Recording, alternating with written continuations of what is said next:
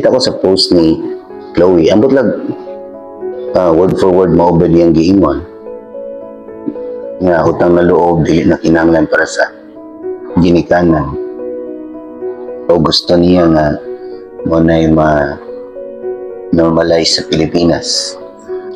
Para na ako kana nga sinultihan murag ambot lang mo yun baka mo, pero sa una nga na ako una tungod kay ganahan ko nga akong hinaguan ako ara. Motoo ba mo nga ang kwarta dautan?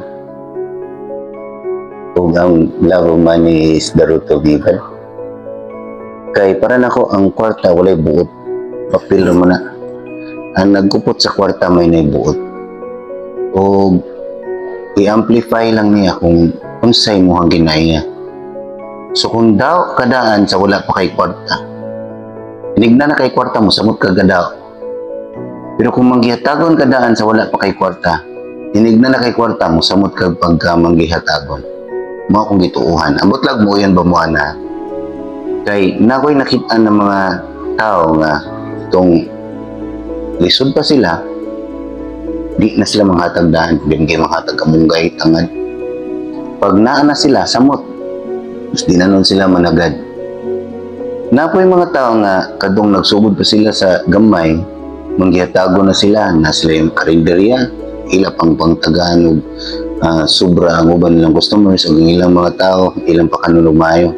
Sa nidako na sila, mas dinaghan na ilang ipanghatag, manghatag ba sila sa silingan mo na gito nga they gave back. From asa sila sa una, ila tong gitagaan ang mga silingan nila sa una. So, kung ato ning paminaw ng gisulti ni Chloe nga, dili kinahanglan og utang na loob sa ginikanan, hapon na. Umuoyon mo niya, inyo hapon na. Ningon ba ang lalaki na yolo, ganan siya magkaanak. Sa kaya, bation ako, yung anak na moingon niya na wako'y utang na loob ninyo. Siya na ka na isulti, wala mo kabaon sa gagyan sa inyo ang ginikanan. Kadtong gagmay pa mo. Kung di pa mo barog sa inyong kagalingon.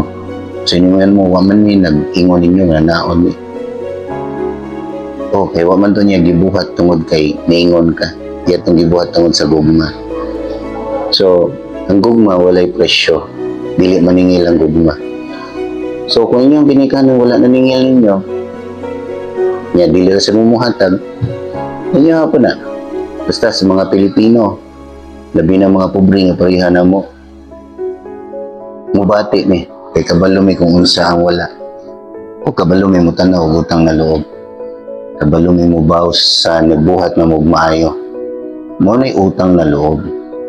Kabaw may mutanaw o kabaw may mubalik sa unsay gibuhat nila namo. Kung dili mo kabaw ana o di mo ganan mo gingana, inyo hapon na.